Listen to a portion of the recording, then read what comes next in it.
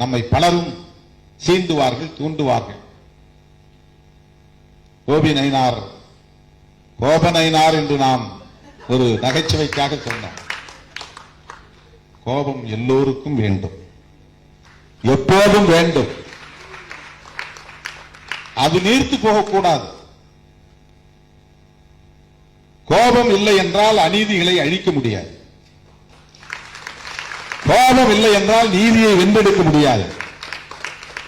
கோபம் இல்லை என்றால் போராட முடியாது. கோபம் இல்லை என்றால் ஆதிக்கத்தை எதிர்த்து நிற்க முடியாது.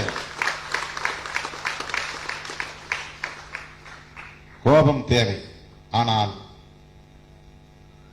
அதை எப்படி கையாளுவது என்பதில் தான் பிரச்சனை. திராவிடர் கழகத்தில் எவனோ ஒருத்தன் சமூக வலைத்தளத்தில் எழுதுறான்னா அதுக்காக ஐயா ஆசிரியர் வீரமணி அவர்கள் கொடுத்த விருதை திருப்பி தரக்கூடாது. கோபி நயினார் அப்படி சொன்னதை திரும்ப பெற்றுக் கொள்ள வேண்டும். அது திராவிடர் கழகம் செய்திருக்கிற சிறப்பு. அது உங்களுடைய உழைப்புக்கு தந்திருக்கிற மரியாதை. அது வேற நேரத்தில் தரப்பட்ட ஒன்று, வேற பொருளில் தரப்பட்ட ஒன்று, வேறு பரிமாணத்தில் வழங்கப்பட்ட ஒன்று.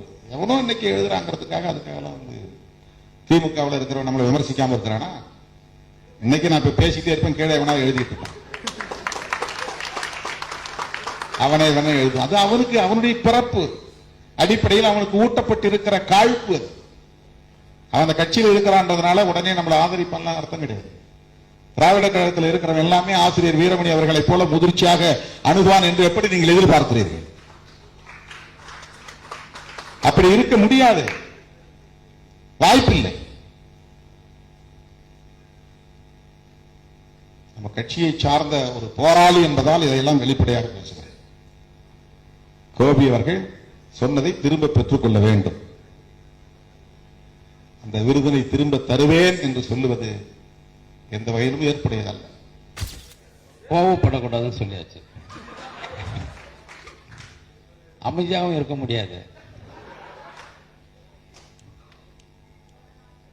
கோபமே தன்னுடைய அமைப்பினுடைய கொள்கையாக இருக்கிற ஒரு அமைப்பில் இருந்தேன்னு கோபமே படக்கூடாது அப்படின்னாக்கா இப்படி ஒரு 30 வருடங்களுக்கு முன்னால நம்ம கிராமங்கள்ல, தலித் கிராமங்கள்ல தீப்பெட்டி வாங்க வசதி இருக்காது. தீப்பெட்டி வச்சிருந்தாலே பெரிய ஆளவங்க.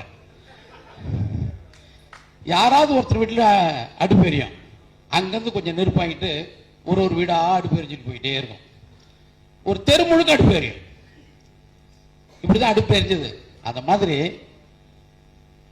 தலைவர்கிட்ட இருந்து கோபத்தை வாங்கி நாம இந்த சமூகம் முழுதும் விதிச்சுட்டு இப்ப நீங்க கோபப்படக்கூடாதுன்னாக்கா கோபப்படாம இருக்க முடியாது. என்ன ஏன்னா சுயமரியாதையோடும் வாழறதுக்கு கோபம் தான் மிகப்பெரிய உந்துதலாக இருக்கிறது என்று நம்புகின்ற ஒரு தலைவரை நிலையில் இருக்கிற நாங்கள் கோபப்படாமல் இருக்க முடியாது. ஏனென்றால்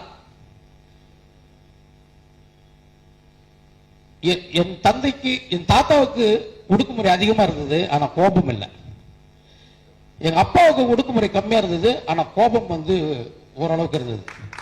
எனக்கு பெரிய ஒடுக்குமுறை எல்லாம் இல்லை, ஆனா எனக்கு கோபம் அதிகமா இருந்தது. ஏன்னா என்னுடைய அரசியல் அப்படி.